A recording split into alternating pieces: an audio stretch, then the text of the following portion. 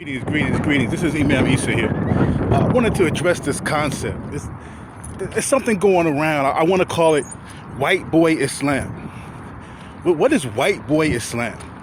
We know that in Islam, there's no racism. The Prophet Muhammad ﷺ told us that there's no superiority of a black over a white or an Arab over a non-Arab. We know that. We know that there's no racism in Islam, but that does not mean that racism doesn't exist.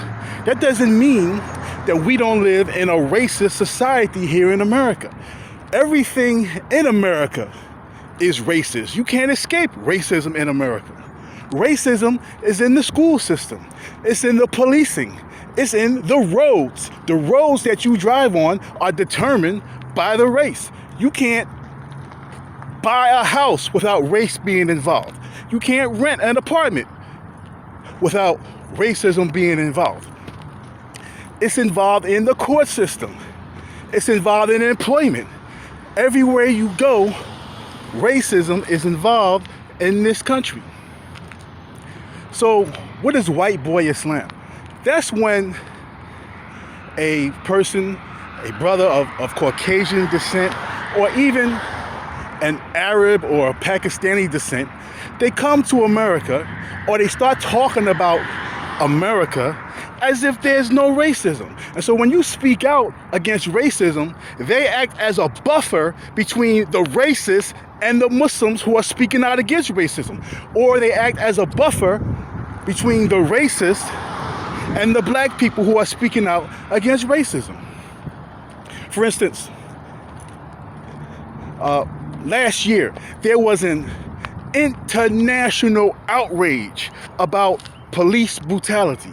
There was international outrage about police brutality worldwide.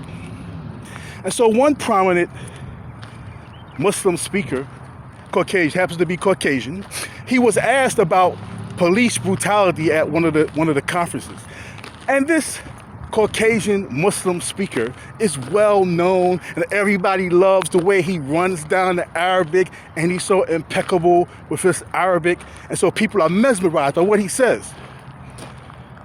So this brother, who happens to be Caucasian, he was asked about police brutality, and he took the side of the oppressor. He took the side of the police. Embarrassing. Right? He took the side of the police. Then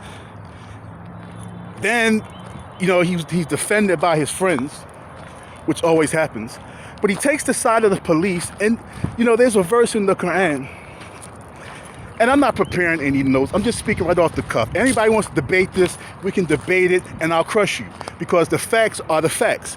But there's a verse in the Quran where the prophet Moses, he said to Allah, "Never again will I be a helper of the wrongdoers." He said, "Never again will I be a helper of the wrongdoers." And so a white boy Muslim is one who comes into Islam and he starts talking about, there's no racism in Islam. Yeah, we know there's no racism in Islam. That doesn't mean racism doesn't exist. It doesn't mean that you're not a racist. Okay, we know about our deen. When we talk about white boy Islam, don't try to lecture us about, oh brother, there's no racism in Islam. When we use the term white boy, understand something. We know there's no racism in Islam. When we talk about white boy, we're talking about the oppressor.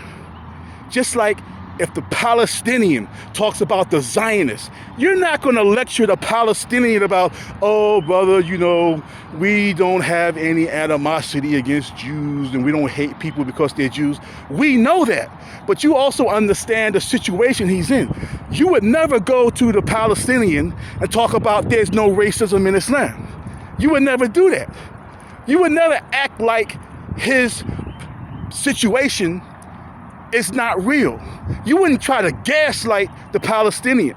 But yet you come here and you want to tell us, oh brother, don't play the race card.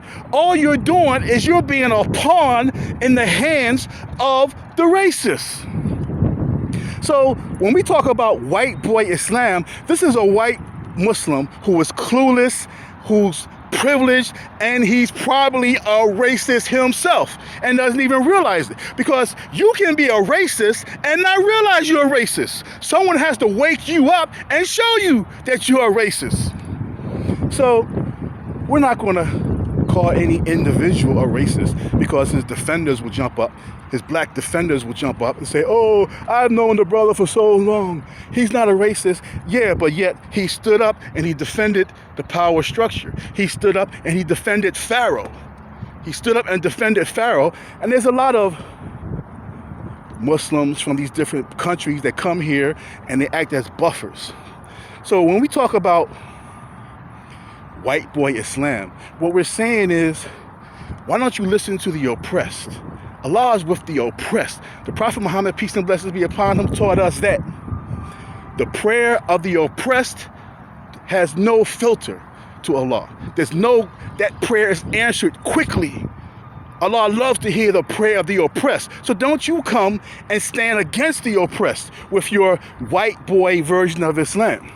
That's not Islam at all, where you side with the oppressor against the people who are oppressed. What you need to do is you need to sit down and talk about what's really going on with people who know. You need to sit your butt down because you think you know everything, because you think you have a degree somewhere, or you think that you have command of the Arabic language, but yet you don't understand what's happening with us. You don't understand what's happening with our people, how racism is ingrained in every single solitary aspect of this society.